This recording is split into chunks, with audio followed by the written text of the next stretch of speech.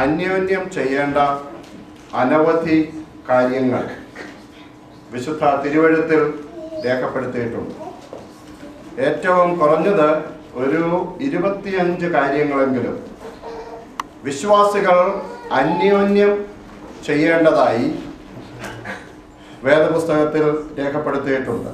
കഴിഞ്ഞ ആഴ്ച നമ്മൾ അല്പമായി ചിന്തിക്കുവാനിടയായി തീർന്നു. അന്യോന്യം നമ്മൾ ബഹുമാനിക്കുന്നവരാകണം. അന്യോന്യം ബഹുമാനിക്കുക. നമ്മൾ ശ്രേഷ്ഠർ എന്നെണ്ണുന്ന ആളുകളെ മാത്രമല്ല, സാധാരണക്കാരായ ആളുകളെ പോലും ബഹുമാനിക്കുവാനും അംഗീകരിക്കുവാനുമുള്ള മനസ്സ് നമുക്കുണ്ടായിരിക്കണം. അതാണ് രക്ഷിക്കപ്പെട്ട ദൈവ മക്കളുടെ പ്രത്യേകത. നമ്മൾ തിരുവെഴുത്തിലെ ഏറ്റവും അതിപ്രധാനമായ കൽപ്പനകളിൽ ഒന്നാണ് നിനക്ക് ദീർഘായുസ് ഉണ്ടാകുവാനും നിന്റെ ദേശത്ത് നീ അനുഗ്രഹിക്കപ്പെടുവാനും എന്ത് ചെയ്യണമെന്നാണ്? നിന്റെ അപ്പനെയും അമ്മയെയും നീ ബഹുമാനിക്കുക. ഒരിക്കലൊരു മനുഷ്യൻ അയാളുടെ അപ്പനെ വലിച്ചു റോഡിൽ കൊണ്ട കളയാനായിട്ട്. കിണറ്റിൻകരയിൽ എത്തിയപ്പോൾ തന്ത പറഞ്ഞു, മോനെ നിർത്ത, എൻ്റെ അപ്പച്ചനെ ഞാൻ ഇവിടെ വരെ വലിച്ചോളൂ. നോക്കൂ, നമ്മൾ കൊടുക്കുന്ന ബഹുമാനം മാത്രമേ നമുക്ക് ലഭ്യമാവുകയുള്ളൂ. ഇന്ന് മദേഴ്സ് ഡേ ആണ്. കുഞ്ഞുങ്ങളോട് പ്രത്യേകമായിട്ട് പറയേണ്ട കാര്യമാണ്. അപ്പനും അമ്മയും നമ്മുടെ കളിപ്പാട്ടങ്ങളല്ല. അപ്പനും അമ്മയും കഠിനാധ്വാനം ചെയ്ത് നമുക്ക് ചെലവ് തരുവാൻ വേണ്ടി മാത്രം ബാധ്യസ്ഥരായിരിക്കുന്ന ആളുകളല്ല. നിനക്ക് നന്മയുണ്ടാകുവാനും ദീർഘായുസ് ഉണ്ടാകുവാനും നിന്റെ അപ്പനെയും അമ്മയെയും ബഹുമാനിക്കുക. നോക്കൂ, ഇത് അമേരിക്കൻ ചരിത്രത്തിൽ നടന്ന ഒരു കാര്യമാണ്. ജെയിംസ് വെബ്സ്റ്റർ സ്മിത്ത് എന്നു പേരുള്ള ഒരു കറമ്പൻ, അയാൾ ഒരു അടിമയായിരുന്നു. അയാൾ അമേരിക്കയുടെ ആർമിയിൽ ചേർന്നു. രാജ്യത്തെ സേവിക്കുന്നതിന് വേണ്ടി അയാൾ ആർമിയിൽ ചേർന്നു. വെള്ളക്കാരും അയാളോട് ഒരൊറ്റ അക്ഷരം പോലും മിണ്ടിയില്ല. അവിടെ എഴുതിയ ഒരു പരീക്ഷകളിലും അയാൾ ജയിച്ചില്ല. കുറെ നാൾ കഴിഞ്ഞ് തക്ക സമയത്ത് ആഹാരം ലഭ്യമാകാതെ സഹപ്രവർത്തകരുടെ ആ ഭാഗത്ത് നിന്ന് ഒരു സഹകരണവും ലഭ്യമാകുവാൻ ഇടയാകാതെ ആ മനുഷ്യൻ TB രോഗിയായി മരണപ്പെടുവാനിടയായി തീർന്നു. അയാളുടെ നിറത്തിന്റെ പേരിൽ അയാളെ അംഗീകരിക്കുവാൻ അമേരിക്കൻ സൊസൈറ്റി തയ്യാറായിരുന്നില്ല. 123 വർഷങ്ങൾക്ക് ശേഷം 1997 ആ മനുഷ്യനെ അമേരിക്ക ഓർക്കുകയും ബഹുമാനിക്കുകയും ചെയ്തു. അയാളുടെ കുടുംബത്തിൽപ്പെട്ട ആർക്കെങ്കിലും ആ അംഗീകാരം നൽകുവാൻ നോക്കിയിട്ട് അയാളുടെ വംശപാരമ്പര്യത്തിൽപ്പെട്ട ആരെയും കണ്ടെത്തുവാൻ കഴിയാതിരുന്നത് കൊണ്ട് അത് നോർത്ത് കരോളിനയിലെ ഒരു യൂണിവേഴ്സിറ്റിക്ക് സമർപ്പിച്ച് ആ മനുഷ്യനെ അമേരിക്കൻ ഗവൺമെന്റ് ആദരിക്കുവാനിടയായിത്തീർന്നു. നോക്കൂ, ലോക ഗവൺമെന്റിന് പോലും അർഹമായ ബഹുമാനം കൊടുക്കുന്നില്ല എന്ന് തോന്നുമ്പോൾ കുറ്റബോധം ഉണ്ടാകുന്നുണ്ടെങ്കിൽ ദൈവമക്കൾ എന്ന് അവകാശപ്പെടുന്ന നമ്മൾ ഈ വക കാര്യങ്ങളിൽ എത്രത്തോളം ഉത്സുകരായിരിക്കണം എന്ന് വേദപുസ്തകം നമ്മെ പഠിപ്പിക്കുന്നു. ഹല്ലേലൂയ. നമ്മൾ പരസ്പരം ബഹുമാനിക്കുന്നവരാകുവാൻ, അംഗീകരിക്കുന്നവരാകുവാൻ, ഉൾക്കൊള്ളുന്നവരാകുവാനാണ് കർത്താവ് നമ്മെ കുറിച്ച് ആഗ്രഹിക്കുന്നത്. അത് മാത്രമല്ല, അനവധി കാര്യങ്ങൾ വിശുദ്ധ തിരുവെഴുത്തിൽ രേഖപ്പെടുത്തിയിട്ടുണ്ടെന്ന് വായിച്ച റോമാലേഖനം. നോക്കൂ, ബഹുമാനിക്കുക ഏറ്റവും വലിയ കൽപ്പനകളിൽ ഒന്നാണത്. ധനികനായ ഒരു ചെറുപ്പക്കാരൻ യേശുവിനെ കാണാൻ വന്നു. അവനോട് യേശു ചോദിച്ചു, ഏറ്റവും വലിയ കൽപ്പന എന്താ? നിന്നെ പോലെ തന്നെ നിന്റെ അയൽക്കാരനെ സ്നേഹിക്കണം, ഞാൻ അതെല്ലാം പാലിക്കുന്നുണ്ട്. നോക്കൂ, കർത്താവ് നമുക്ക് നൽകി തന്നിട്ടുള്ള ഏറ്റവും വലിയ കൽപ്പനകളിൽ ഒന്നാണ് നാം പരസ്പരം സ്നേഹിക്കുക എന്നുള്ളത്. എന്നാൽ നമുക്ക് പരസ്പരം സ്നേഹിക്കാൻ കഴിയണമെങ്കിൽ മറ്റുള്ളവരെ ഒന്നാമതായി ബഹുമാനിക്കുവാൻ നമുക്ക് കഴിയണം. മറ്റുള്ളവരെ അംഗീകരിക്കുവാൻ കഴിയണം. മറ്റുള്ളവരുടെ എല്ലാം ആശയം നമ്മുടെ അതേ ആശയമായി തീർന്നിട്ട് നമുക്കൊരിക്കലും ആരെയും അംഗീകരിപ്പാനും സ്നേഹിപ്പാനും സാധ്യമല്ല. രണ്ടുപേരുടെ അഭിപ്രായം ഒന്നാണെങ്കിൽ രണ്ടാമത്തെ ആളിൻ്റെ ആവശ്യമില്ല. എല്ലായ്പ്പോഴും മനുഷ്യരുടെ ഇടയിൽ വ്യത്യസ്തമായ ആശയങ്ങളും അഭിപ്രായങ്ങളും ഉണ്ടാകും. അത് നിലനിൽക്കുമ്പോൾ തന്നെ ദൈവ മക്കൾ എന്ന നിലയിൽ അവരെ ബഹുമാനിക്കുകയും അവരുടെ ആശയത്തെ ഉൾക്കൊള്ളുകയും അവരെ സ്നേഹിക്കുകയും ചെയ്യുന്നവരാകുവാനാണ് കർത്താവ് നമ്മെ കുറിച്ച് ആഗ്രഹിക്കുന്നത്. റോമാലേഖനം തന്നെ 13-ാം അധ്യായം അതിന്റെ 10-ാം വാക്യം ഒന്ന് വായിച്ച്. സ്നേഹം കൂട്ടുകാരന് ദോഷം പ്രവർത്തിക്കുന്നില്ല. നോക്കൂ, കൂട്ടുകാരന് ദോഷം ചിന്തിക്കുന്നില്ല. സ്നേഹമുണ്ടെങ്കിൽ ഏതെല്ലാം കാര്യങ്ങൾ നമ്മുടെ ഹൃദയത്തിൽ സ്വരുക്കൂട്ടിയാണ് നമ്മൾ ഓരോ ദിവസവും കഴിഞ്ഞുകൂടുന്നത്. നമ്മളെല്ലാം ഭാവനയിൽ ഓരോരുത്തരെ ശത്രുക്കളായി ഹൃദയത്തിൽ വിചാരിച്ചുകൊണ്ട് അവർക്കെതിരെ ചിന്തിച്ച് നമ്മുടെ നല്ല സമയം നഷ്ടപ്പെടുത്തി കളയുകയാണ്. അതിനേക്കാൾ അനായാസമായി നമുക്ക് ചെയ്യുവാൻ കഴിയുന്ന കാര്യം നമ്മുടെ വാഴ്ത്തപ്പെട്ടവനായ കർത്താവ് ചെയ്തതുപോലെ, സ്നേഹിത നീ വന്ന കാര്യം എന്ത്? അങ്ങനെ നമ്മൾ സ്നേഹിക്കുന്നവരാകണം. എന്നാൽ സ്നേഹം ഒരിക്കലും സ്വാഭാവികമായി നടക്കുന്നില്ല. സ്നേഹത്തിനകത്ത് ത്യാഗം അന്തർലീനമായിട്ടുണ്ട്. ത്യാഗമില്ലാതെ നമുക്ക് ആരെയും സ്നേഹിക്കുവാൻ കഴിയുകയില്ല. ത്യാഗമില്ലാതെ നമുക്ക് ആരെയും ഉൾക്കൊള്ളുവാൻ കഴിയുകയില്ല. എന്ന് വായിച്ച റോമാലേഖനം തന്നെ 14-ാം അധ്യായം അതിന്റെ 15-ാം വാക്യം ഒന്ന് വായിച്ച്. നിന്റെ ഭക്ഷണം നിമിത്തം നീ സഹോദരനെ വ്യസനിപ്പിച്ചാൽ നീ സ്നേഹപ്രകാരം നടക്കുന്നില്ല. അപ്പോൾ നോക്കൂ, സ്നേഹിക്കുക എന്ന് പറയുമ്പോൾ പറഞ്ഞുവിടാൻ വളരെ എളുപ്പമാണ്. എന്നാൽ മറ്റൊരാൾ നമ്മെ സ്നേഹിക്കണമെങ്കിൽ ആ ആള് തൻ്റെ ആഹാര കാര്യത്തിൽ ഒരു ക്രമീകരണം വരുത്തേണ്ടത് ആവശ്യമാണെങ്കിൽ അതുപോലും ചെയ്യണം എന്നാണ് തിരുവെഴുത്ത് നമ്മെ പഠിപ്പിക്കുന്നത്. നമ്മളൊരു സഭയിലെ അംഗങ്ങളായിരിക്കുമ്പോൾ ഞാൻ കഴിഞ്ഞ രാത്രിയിൽ പറഞ്ഞതുപോലെ എൻ്റെ ഇച്ഛകളെല്ലാം നടക്കണം, എൻ്റെ താല്പര്യങ്ങളെല്ലാം സംരക്ഷിക്കപ്പെടണം എന്നല്ല നമ്മൾ വിചാരിക്കേണ്ടത്. നമ്മൾ ത്യാഗത്തോടുകൂടെ ഇടപെട്ടും എൻ്റെ സഹോദരനെ സ്നേഹിക്കുവാൻ ഞാൻ ആഗ്രഹിക്കുന്നു എന്നുള്ള മനസ്സ് നമുക്കുണ്ടാകണം. അതാണ് നമ്മുടെ കർത്താവ് കാണിച്ച മാതൃക. നോക്കൂ, വളരെ വിഷമമുള്ള കാര്യമാണ് ഈ പ്രസംഗിക്കുന്നത്. എന്നാൽ നമ്മൾ രക്ഷിക്കപ്പെട്ട സ്ഥിതിക്ക്, സ്നാനപ്പെട്ട സ്ഥിതിക്ക്, പെന്തക്കോസ്തുകാർ എന്ന പേരെടുത്ത സ്ഥിതിക്ക് വേദപുസ്തകം അനുസരിക്കുവാൻ നമുക്ക് ഉത്തരവാദിത്വമുണ്ട്. വേദപുസ്തകം അനുസരിക്കുവാൻ നമുക്ക് ബാധ്യതയുണ്ട്. അത് ഏറ്റെടുത്തെങ്കിൽ മാത്രമേ മതിയാകുകയുള്ളൂ. ത്യാഗമില്ലാതെ സ്നേഹമില്ല. നോക്കൂ, ഒരു കർഷകന്റെ വിള മുഴുവൻ തീ പിടിക്കുവാനിടയായി തീർന്നു. സാധാരണഗതിയിൽ അങ്ങനെ തീ പിടിച്ചാൽ ഒരു വശത്ത് നിന്നാണ് തീ പടരുന്നതെങ്കിൽ കർഷകരൊക്കെ ചെയ്യുന്ന ഒരു കാര്യമുണ്ട്, എതിർ ദിശയിൽ നിന്ന് തീ ഇട്ടുകൊടുക്കും. ഇത് രണ്ടും കൂടെ വന്ന് ചേർന്ന് കഴിയുമ്പോൾ ഈ തീ അണയും. അങ്ങനെയാണ് സാധാരണ തീ കെടുത്തുന്നത് ഗ്രാമപ്രദേശങ്ങളിലൊക്കെ. അങ്ങനെ ഒരു കർഷകന്റെ വിളയിൽ തീ വീണു. ആ തീ അയാൾ അണച്ചു കഴിഞ്ഞപ്പോൾ എങ്ങനെയിരിക്കുന്നു തൻ്റെ പാടം എന്ന് നോക്കുവാനായിട്ട് അയാൾ ഇറങ്ങിച്ചെന്നപ്പോൾ ആ ചിറകുകളെല്ലാം കരിഞ്ഞ് നിർജീവമായിരിക്കുന്ന തൻ്റെ ഒരു കോഴിയെ കണ്ടു. ആ കോഴിയെ ആ മനുഷ്യൻ പൊക്കിയെടുത്ത് നോക്കിയപ്പോൾ ജീവനുള്ള 4 കുഞ്ഞുങ്ങൾ അതിൻ്റെ അടിയിലിരിക്കുന്നത് അയാൾക്ക് കാണുവാൻ കഴിഞ്ഞു. തീയുടെ മുമ്പിൽ തൻ്റെ ജീവനേക്കാൾ ഉപരി തൻ്റെ കുഞ്ഞുങ്ങളുടെ ജീവൻ രക്ഷിക്കുവാനുള്ള ത്യാഗപൂർണമായ ഒരു ചിന്ത ആ ജീവിയിൽ ഉണ്ടെങ്കിൽ എത്രയധികം ത്യാഗപൂർണമായ പ്രവർത്തനം നമ്മുടെ കൂട്ടു സഹോദരങ്ങൾക്ക് വേണ്ടി നമ്മുടെ ജീവിതത്തിൽ ഉണ്ടാകേണ്ടത് ആവശ്യമാണ്. നമ്മുടെ സഹോദരങ്ങളെ നിലനിർത്തുവാൻ വേണ്ടി നമ്മുടെ ജീവിതത്തിൽ ഉണ്ടാകേണ്ടത് ആവശ്യമാണ്. എന്താണ് സ്നേഹം എന്ന് പറയുന്നത്? നോക്കൂ, ഒരു എഴുത്തുകാരൻ ഇങ്ങനെ പറയുവാനിടയായി തീർന്നു, it is silence when your words would hurt. മറ്റുള്ളവരുടെ വാക്കുകൾ നമ്മെ നൊമ്പരപ്പെടുത്തുമ്പോൾ, മുറിവേൽപ്പിക്കുന്നതാകുമ്പോൾ നമ്മൾ മറുപടി പറയുന്നവരാകുവാനല്ല, അവിടെ മൗനം പാലിക്കുവാനായിട്ട് കഴിയണം. ക്രിസ്തു നമുക്ക് ആ മാതൃക കാണിച്ചു തന്നു, തീർച്ചയായിട്ടും കാണിച്ചു തന്നു. നമ്മുടെ കർത്താവിന്റെ മുഖത്ത് നോക്കിയല്ലേ ആ തലമുറയിലെ ആളുകൾ ചോദിച്ചത്, ഇവൻ തച്ചനല്ലേ, ഇവൻ മറിയയുടെ മകനല്ലേ, ഇവന്റെ സഹോദരങ്ങളൊക്കെ നമ്മുടെ ഇടയിലില്ലേ, ഇവരെ നമുക്ക് അറിയത്തില്ലേ? ഇതൊക്കെ അതിൽ കൂടുതലായി ഒരാളിനെ നിന്ദിക്കുവാനൊന്നുമില്ല. എന്നിട്ട് നമ്മുടെ കർത്താവ് ക്ഷമയോടുകൂടെ അത് കേൾക്കുവാൻ മനസ്സുള്ളവനായിരുന്നു. നോക്കൂ, it is silence when your words would hurt. It is patience when your neighbors hurt. നമ്മളെ അവജ്ഞയോടുകൂടെ മറ്റുള്ളവർ വീക്ഷിക്കുമ്പോൾ, അനാദരവോടുകൂടെ സംസാരിക്കുമ്പോൾ, ക്ഷമയോടുകൂടെ അത് ഉൾക്കൊള്ളുവാൻ കഴിയുന്നതാണ് സ്നേഹം എന്ന് പറയുന്നത്. അതാണ് നമ്മുടെ കർത്താവ് നമുക്ക് കാണിച്ചു തന്ന ഉദാത്തമായ മാതൃക. നോക്കൂ, നമ്മളൊക്കെ ഞാൻ മുമ്പ് സൂചിപ്പിച്ചിട്ടുള്ളതുപോലെ മറ്റുള്ളവരുടെ വാക്കുകൾ ഫ്രെയിം ചെയ്ത് സൂക്ഷിക്കുകയാണ്. 10 വർഷം കഴിഞ്ഞും അതേ വാക്കുകളാണ് നമ്മുടെ ഹൃദയത്തിൽ തികട്ടി വരുന്നത്.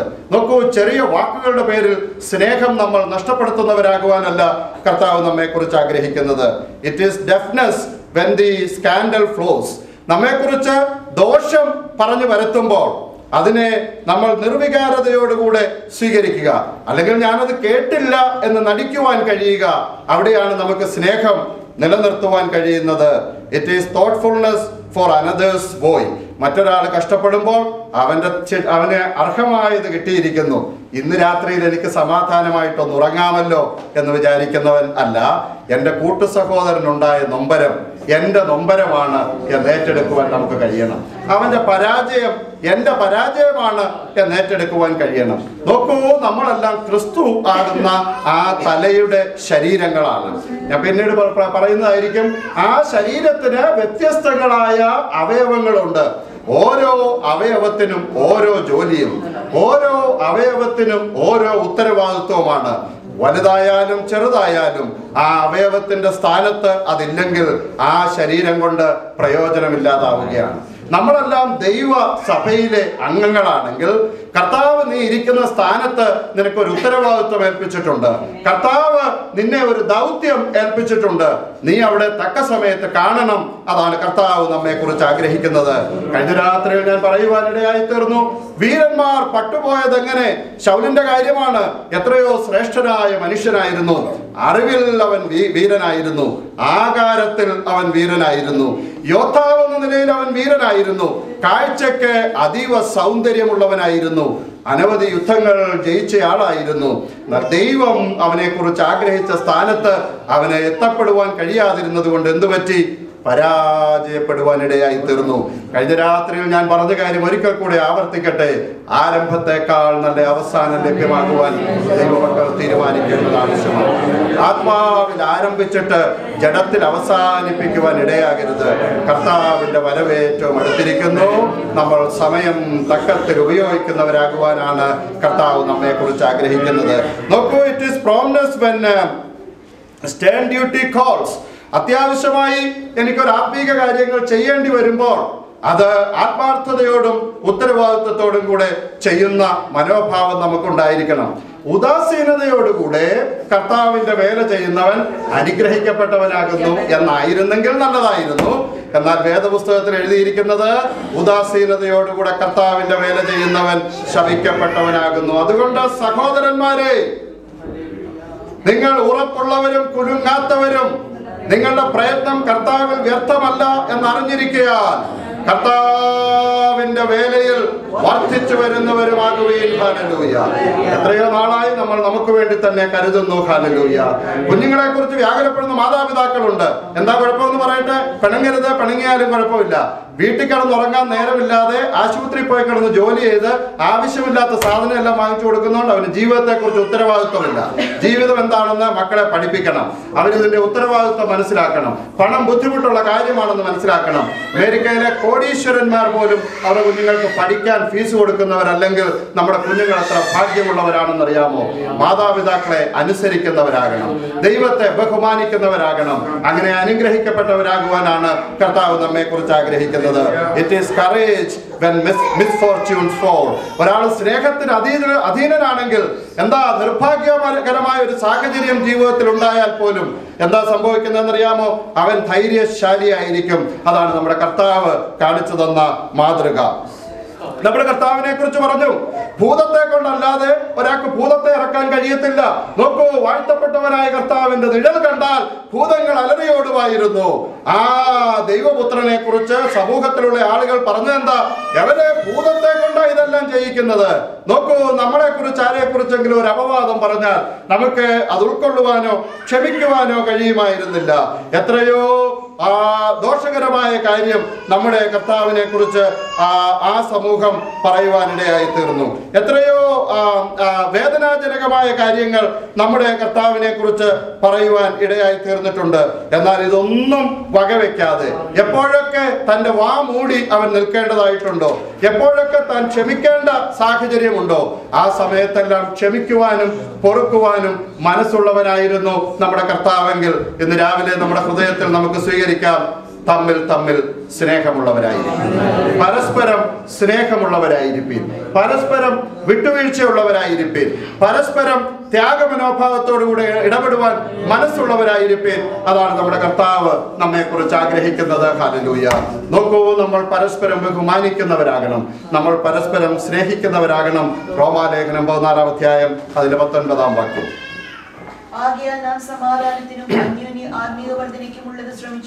നോക്കൂ, ആകയാൽ നമ്മൾ എന്ത് ചെയ്യണമെന്ന സമാധാനം ഉണ്ടാക്കുന്നവർ ഭാഗ്യവാന്മാർ, അവർ ദൈവത്തിന്റെ പുത്രന്മാർ എന്ന് വിളിക്കപ്പെടും. എന്ന് പറഞ്ഞാൽ അതിന്റെ അർത്ഥം എന്താ? സമാധാനം ഉണ്ടാക്കാത്തവർ ഭാഗ്യദോഷികൾ, അവർ പിശാചിന്റെ പുത്രന്മാർ എന്ന് വിളിക്കപ്പെടും. നമ്മൾ സമാധാനം ഉണ്ടാക്കുന്നവരായിരിക്കണം. ആത്മീക വർധന ഉണ്ടാകണം. ആത്മാവിന്റെ ഒരു ശരാശരി നിലവാരമല്ല, അത് വർദ്ധിപ്പിക്കുന്ന അനുഭവം നമ്മുടെ ജീവിതത്തിൽ ഉണ്ടാകണം. ചില ആളുകൾ രക്ഷിക്കപ്പെട്ട നാളിനേക്കാൾ ആത്മീയമായിട്ട് അവർ വളർന്നു 10-15 വർഷം കഴിഞ്ഞപ്പോ. ചില ആളുകൾ രക്ഷിക്കപ്പെട്ട നാളിനേക്കാൾ തളർന്നു 10-15 വർഷം കഴിഞ്ഞപ്പോ. കുഴഞ്ഞു, ഒരു തരത്തിൽ മുന്നേറാനൊക്കുന്നില്ല. നമ്മൾ ആത്മീക വർധന വരുത്തണം. എങ്ങനെയാ ആത്മീക വർധന ഉണ്ടാകുന്നത്? വെറുതെ ലോകത്ത് ഒരു കാര്യവും നടക്കത്തില്ല. ആത്മീക വർധന നടക്കണമെങ്കിലും അതിന്റെ ഒരു ശ്രമം നമ്മുടെ ഓരോരുത്തരുടെയും ഭാഗത്തു നിന്നുണ്ടാകണം. ഒന്ന് വായിച്ച് 1 കൊരിന്ത്യർ 8-ാം അധ്യായം അതിന്റെ 1-ാം വാക്യം ഒന്ന് വായിച്ച്. അറിവ് ചീർപ്പിക്കുന്നു, സ്നേഹം എന്ത് ചെയ്യുന്നു? ആത്മീക വർധന വരുത്തുന്നു. അപ്പൊ നമ്മൾ എന്തൊക്കെ പറഞ്ഞാലും, എത്ര പ്രസംഗങ്ങൾ നടത്തിയാലും, എത്ര പ്രസംഗങ്ങൾ കേട്ടാലും സ്നേഹമില്ലെങ്കിൽ എന്തുണ്ടാകുന്നില്ല? ആത്മീക വർധന ഉണ്ടാകുന്നില്ല.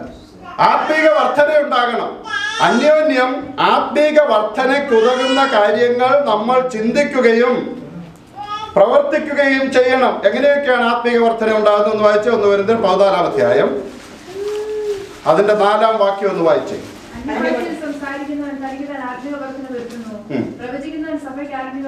നോക്കൂ, അന്യഭാഷയിൽ സംസാരിക്കുന്നവൻ തനിക്ക് തന്നെ ആത്മീക വർധന വരുത്തുന്നു. അപ്പോൾ എന്തിനു വേണ്ടിയാ നമ്മൾ അന്യഭാഷയിൽ സംസാരിക്കുന്നത് എന്ന് ചോദിച്ചാൽ എന്താ അതിൽ നിന്നുണ്ടാകുന്നത്? അന്യഭാഷയിൽ സംസാരിക്കുന്ന ഒരാൾ ദൈവത്തോട് സംസാരിക്കുന്നത് കൊണ്ട് അവനെ തന്നെ ആ വാക്കുകൾ, ആ അന്യമായ ഭാഷകൾ അവനെ ശുദ്ധീകരിക്കുകയാണ്. അവൻ ആത്മാവിൽ വളർച്ച പ്രാപിക്കുകയാണ്. ഹല്ലേലൂയ. എന്തുകൊണ്ടാണ് അന്യഭാഷയിൽ സംസാരിക്കുന്നതെന്ന് ചോദിച്ചാൽ അത് ഞാൻ ആത്മാവിൽ നിറയപ്പെട്ടു എന്നുള്ളതിന്റെ പ്രത്യക്ഷ ലക്ഷണം എന്നതിനേക്കാൾ ഉപരി അതെന്ത് ചെയ്യുന്നു? എന്നെ അത് എഡിഫൈ ചെയ്യുന്നതാണ്, എന്നെ ശുദ്ധീകരിക്കുന്നതാണ്. ഹല്ലേലൂയ. അതെന്ത് വരുത്തുന്നു? ആത്മീക വർധന വരുത്തുന്നു. പ്രബോധനം അതിനുവേണ്ടിയാണ് ഈ പ്രവചനവും അതുപോലെ തന്നെ അന്യഭാഷയും വെച്ചിരിക്കുന്നത്. വിശേഷാൽ പ്രവചനം, അതിൽ നിന്ന് ആത്മീക വർധന ഉണ്ടാകണം. അതുപോലെ തന്നെ പ്രബോധനത്തിനും കേൾക്കുന്നവർക്ക് ആശ്വാസത്തിനുമായിട്ടാണ് എന്ത് വെച്ചിരിക്കുന്നത്? ഒരാൾ പ്രവചിക്കുന്നെങ്കിൽ ഈ 3 കാര്യങ്ങൾ നടക്കണം. അതാണ് പ്രവചനം എന്ന് പറയുന്നത്. അതിൽ നിന്ന് വ്യത്യസ്തമായിട്ടുള്ളതിനെ ഒന്നും വിമർശിക്കുവാൻ ഞാൻ ആഗ്രഹിക്കുന്നില്ലെങ്കിലും നല്ല കാലത്ത് ഗുണം വരും എന്ന് പറയുന്നത് മാത്രമല്ല പ്രവചനം. ഈ 3 കാര്യങ്ങൾ അതുകൊണ്ട് ആർക്കുണ്ടാകണം? ആ വ്യക്തിക്കും ഉണ്ടാകണം, സഭയ്ക്കും ഉണ്ടാകണം. ആത്മീക വർധന ഉണ്ടാകണം, പ്രബോധനം ഉണ്ടാകണം, ആശ്വാസം ഉണ്ടാകണം. അതിനുവേണ്ടിയാണ് അത് വെച്ചിരിക്കുന്നത്. നോക്കൂ, സ്നേഹത്തിൽ കൂടെ എന്ത് വർദ്ധിക്കുന്നു? ആത്മീക വർധനം ഉണ്ടാകുന്നു. പ്രവചനം ഉണ്ടെങ്കിൽ അതിൽ കൂടെ എന്ത് സംഭവിക്കുന്നു? ആത്മീക വർധനവ് ഉണ്ടാകുന്നു. ഇനി ഒന്ന് വായിച്ച് 2 കൊരിന്ത്യർ 12-ാം അധ്യായം അതിന്റെ 19-ാം വാക്യം ഒന്ന് വായിച്ച്. ക്രിസ്തുവിലാകുന്നു ഞങ്ങൾ സംസാരിക്കുന്നത്, പ്രിയമുള്ളവരെ, സകലവും നിങ്ങളുടെ ആത്മീക വർധനയ്ക്കായിട്ടത്രേ. ഞാൻ വരുമ്പോൾ ഞാൻ ഇച്ഛിക്കാത്ത വിധത്തിൽ നിങ്ങളെ കാണുകയും നിങ്ങൾ ഇച്ഛിക്കാത്ത വിധത്തിൽ എന്നെ കാണുകയും. നോക്കൂ, ഞങ്ങളുടെ സംഭാഷണം പോലും എന്തിനാണ്? ആത്മീക വർധനയ്ക്ക് ഉതകുന്നതാ. നോക്കൂ, നമ്മുടെ വാക്കുകൾ ഒരാളിനെ ആത്മീകമായി കെടുത്തുന്നതാകരുത്. നമ്മുടെ സംഭാഷണം ഒരാളിനെ ആത്മീകമായി നശിപ്പിക്കുന്നതാകരുത്. ലോകത്തെന്തെല്ലാം സംഭവങ്ങൾ നടക്കും എന്നറിയാമോ? ഞങ്ങളുടെ വീട്ടിലെ ഒരു മനുഷ്യൻ വരുമായിരുന്നു. അദ്ദേഹം ഒരു കാലത്ത് ഒരു പാസ്റ്ററായിരുന്നു. അങ്ങനെ ഇരിക്കുമ്പോൾ വീട്ടിലൊന്ന് വരും. അപ്പൊ വീട്ടിൽ വന്ന് തുടങ്ങുന്നത് തന്നെ, പാസ്റ്ററെ കേട്ടായിരുന്നോ എന്നും പറഞ്ഞാ വരുന്നത്. അപ്പൊ എവിടെങ്കിലും ആരെങ്കിലും ഉരുണ്ട് പഠിച്ച് വീട് കാണും. എവിടെങ്കിലും എത്രയോ പേര് അതിലൊരാൾക്ക് വീഴാൻ എന്തോ പ്രയാസം. പുള്ളി ആ കഥയുമായിട്ടാണ് വരുന്നത്. എത്രയോ പേര് നേരെ നിൽക്കുന്നുണ്ട്. അത് പുള്ളിക്കൊട്ട് വിഷയമല്ല. നമ്മുടെ സംഭാഷണം ആത്മീക വർധനയ്ക്ക് ഉതകുന്നതായിരിക്കണം. എന്റെ അപ്പച്ചൻ പാസ്റ്റർ ആയിരുന്നു എന്ന് നിങ്ങൾക്കറിയാമല്ലോ. എന്റെ തീരെ ചെറിയ പ്രായം, ഞാൻ ഈ ഓബേദിന്റെ ഒക്കെ പ്രായമുള്ള കാലം തൊട്ട് എൻ്റെ വീട്ടിൽ ഞാൻ ശ്രദ്ധിച്ചിട്ടുള്ള ഒരു കാര്യം, പല മനുഷ്യരെ, പഴയ വീടുകളിലൊക്കെ ഒരുപക്ഷെ അങ്ങനെ ആയിരിക്കും, വൈകുന്നേരം ആകുമ്പോൾ ആളുകളൊക്കെ ഇങ്ങനെ വീടുകളിൽ വരും. അപ്പോൾ ഇങ്ങനെ ഇച്ചിരി ദൂര സ്ഥലത്ത് നിന്നൊക്കെ ആളുകൾ വരും. പലപ്പോഴും ഇവരുടെ ചർച്ചകൾ മുഴുവൻ വേദപുസ്തകത്തെ കുറിച്ച് മാത്രമാണ്.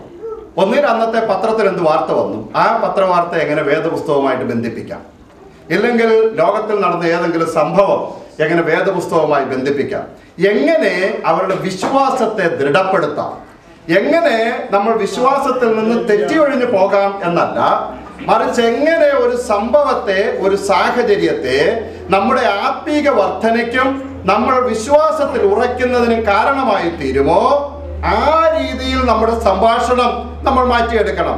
നമ്മൾ ലോകപ്രകാരമുള്ള ഒരു കാര്യവും പറയരുതെന്നോ തെരഞ്ഞെടുപ്പിന്റെ കാര്യം പറയരുതെന്നോ എന്നൊന്നും ഞാൻ അർത്ഥമാക്കിയില്ല. എന്നാൽ നമ്മുടെ പ്രധാന പ്രതിപാദ്യ വിഷയം ആത്മീകമായി നമുക്ക് വർധനവ് ഉണ്ടാകുന്ന കാര്യമായിരിക്കണം. നോക്കൂ, എവിടെയെങ്കിലും ഒരാൾക്ക് പ്രാർത്ഥന കൊണ്ട് ഒരു രോഗസൗഖ്യമുണ്ടായി എന്ന് കേൾക്കുന്നു എന്നിരിക്കട്ടെ, അത് നമ്മൾ വിളിച്ചു പറഞ്ഞാൽ കേൾക്കുന്ന എത്രയോ മനുഷ്യർ അതുമൂലം ആത്മീക വർധന പ്രാപിക്കാനിടയായിത്തീരും. എത്രയോ മറ്റുള്ളവരെ ഉത്തേജിപ്പിക്കുന്ന നമ്മുടെ തന്നെ ആത്മീക അനുഭവങ്ങളെ മെച്ചമാക്കി തീർക്കുവാൻ കഴിയുന്ന കാര്യങ്ങൾ നമുക്ക് സംഭാഷിക്കുവാൻ കഴിയും. സ്നേഹമുള്ളവരായിരിക്കുക എന്ന് മാത്രമല്ല, പ്രവചനത്തിൽ കൂടെ അല്ലെങ്കിൽ അന്യഭാഷയിൽ കൂടെ നമ്മൾ സംസാരിക്കുന്നവരായിരിക്കുന്നു എന്നുള്ളത് മാത്രമല്ല, നമ്മൾ ആത്മീക വർധനയെ ലക്ഷ്യമാക്കി സംസാരിക്കുന്നവരായിരിക്കണം. ഒരു കാര്യം ഓർത്തോണം, ഹൃദയത്തിൽ നിറഞ്ഞു തുളുമ്പുന്നതാണ് എല്ലായ്പ്പോഴും വായ് സംസാരിച്ചു കൊണ്ടിരിക്കുന്നത്. ഒരാൾ ഏത് കാര്യത്തെക്കുറിച്ച് സംസാരിക്കുന്നുവോ അത് കേൾക്കുമ്പോൾ നമുക്കറിയാം അവൻ ആ കാര്യമാണ് ഹൃദയത്തിലിട്ട് ഇങ്ങനെ ധ്യാനിച്ചു കൊണ്ടിരിക്കുന്നത് എന്ന് നമുക്ക് മനസ്സിലാക്കുവാനായിട്ട് കഴിയും. ചില ആളുകൾ കാറിനെ കുറിച്ചാണ് സംസാരിക്കുന്നത്, ചില ആളുകൾ വീടിനെ കുറിച്ചാണ് സംസാരിക്കുന്നത്, ചില ആളുകൾ സ്വത്തിനെ കുറിച്ചാണ് സംസാരിക്കുന്നത്, ചില ആളുകൾ കുഞ്ഞുങ്ങളെ കുറിച്ചാണ് സംസാരിക്കുന്നത്. ഓരോരുത്തർക്കും താല്പര്യമുള്ള ഓരോ വിഷയങ്ങളാണ്. എന്തുമായിക്കൊള്ളട്ടെ, ഞാൻ അതിനൊന്നും തന്നെ എതിരല്ല. നല്ലൊരു കാര്യം ഓർത്തോണം, നിന്റെ വാക്കുകൊണ്ട് വേറൊരുത്തൻ ഉറപ്പിക്കപ്പെടുവാനിടയായി തീരണം. നിന്റെ വാക്കുകൊണ്ട് ആത്മീക വർധന വരുവാനിടയായി തീരണം. ഹല്ലേലൂയ. മറ്റൊരാളിനെ തളർത്തിക്കളയുന്ന വാക്കുകൾ പറയുവാനല്ല, ആത്മീകമായി അവരെ ഉത്തേജിപ്പിക്കുന്നവരാകണം. ഒന്ന് വായിച്ചേ, കൊലോസ്യ ലേഖനം 2-ാം അധ്യായം അതിന്റെ 7-ാം വാക്യം ഒന്ന് വായിച്ചേ.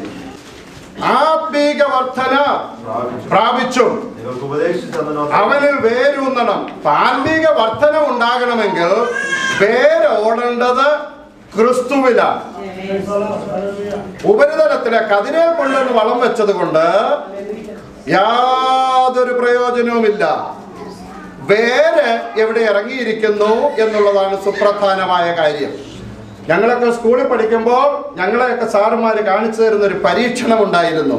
കണ്ണാടിച്ചെടി കൊണ്ടുള്ള ഒരു പരീക്ഷണമാണ്. ഒരു മഷിക്കുപ്പി എടുത്ത് കൊണ്ടുവന്നിട്ട്, കണ്ണാടിച്ചെടി കണ്ടിട്ടുള്ളവരുണ്ടോ? കണ്ടിട്ടില്ല, സാരമില്ല, ഇനി നാട്ടിൽ പോകുമ്പോൾ ആരോടെങ്കിലും ചോദിച്ചാൽ മതി, കാണാം. കണ്ണാടിച്ചെടി കഴുകി അതിൻ്റെ വേരൊക്കെ കഴുകിയെടുത്ത് കൊണ്ടുവരും. എന്നിട്ട് സാറ് ഈ മഷിക്കുപ്പിക്കകത്ത് ഒരു ഇച്ചിരി ചുമന്ന മഷിയും വെള്ളവും കൂടെ കലർത്തി അങ്ങോട്ട് വെച്ചിട്ട് ഈ ചെടി അങ്ങോട്ട് ഇടും. ഒരു 5 മിനിറ്റ് കഴിയുമ്പോൾ ഈ ചെടി അങ്ങ് ചുമന്നു വരും, ഈ വെള്ളം വലിച്ചെടുത്ത്. കണ്ടിട്ടുള്ളവർ ആരാണ്ടൊക്കെ ഉണ്ട്. പള്ളിക്കുടത്തിൽ പോയപ്പോഴേ പഠിക്കണമായിരുന്നു. വളരെ മനസ്സിലായോ?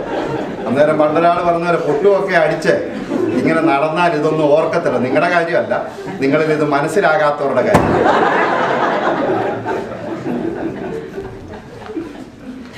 ക്രിസ്തുവിൽ വേരൂന്നിയാൽ ക്രിസ്തുവിന്റെ സ്വഭാവം വളർന്നു വരും. ക്രിസ്തുവിൽ വേരൂന്നിയാൽ ക്രിസ്തുവിന്റെ സ്വഭാവം വളർന്നു വരും.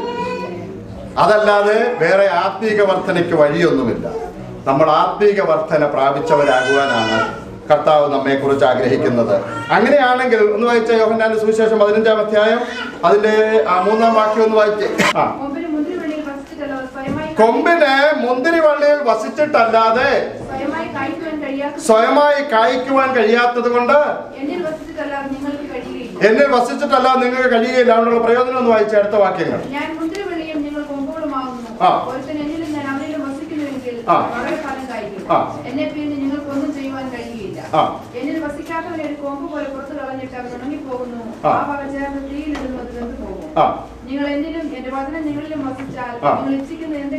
നോക്കൂ, നിങ്ങൾ എന്നിലും എന്റെ വചനം നിങ്ങളിലും വസിച്ചാൽ നിങ്ങൾ ഇച്ഛിക്കുന്നത് എന്താ വായിച്ചത്? എന്തെങ്കിലും അപേക്ഷിപ്പീൻ, അത് നിങ്ങൾക്ക് കിട്ടും. പ്രാർത്ഥനയ്ക്ക് മറുപടി ലഭ്യമാകണമെങ്കിൽ എന്ത് വേണം? നിങ്ങൾ എന്നിൽ വസിക്കുകയും എന്റെ വചനം നിങ്ങളുടെ ഹൃദയത്തിൽ വാഴുകയും ചെയ്യണം. എങ്കിൽ മാത്രമേ പ്രാർത്ഥനയ്ക്ക് മറുപടി ലഭ്യമാകൂ. അതിൽ 8-ാം വാക്യം ഒന്ന് വായിച്ചേ. എങ്കിൽ മാത്രമേ എന്ത് സംഭവിക്കത്തുള്ളൂ? ഫലം കായ്ക്കത്തുള്ളൂ. പ്രാർത്ഥനയ്ക്ക് മറുപടി ലഭ്യമാകണമെങ്കിൽ, നിന്നിൽ നിന്ന് ആത്മീക ഫലങ്ങൾ പുറപ്പെടണമെങ്കിൽ 8-ാം വാക്യം ഒന്നുകൂടെ വായിച്ചേ. 8-ാം വാക്യം തുടച്ചൊന്ന് വായിച്ചേ. അതുകൊണ്ട് എന്ത് സംഭവിക്കും? പിതാവ് മഹത്വപ്പെടും. അപ്പൊ ഏതെങ്കിലും ഒരുത്തൻ ഫലം കായ്ക്കാതെ വന്നിരിപ്പുണ്ടെങ്കിൽ പിതാവിന് അവനെ കൊണ്ട് യാതൊരു പ്രയോജനവുമില്ല. അയ്യോ, ഇത് കഠിന വാക്ക്. നോക്കൂ, പ്രാർത്ഥനയ്ക്ക് മറുപടി ലഭ്യമാകും, ഫലം കായ്ക്കുന്നവരാകുവാൻ, പിതാവ് മഹിമപ്പെടുവാൻ, നമ്മൾ ശിഷ്യർ എന്ന് ലോകം അറിയുവാൻ. 11-ാം വാക്യം ഒന്ന് വായിച്ചേ.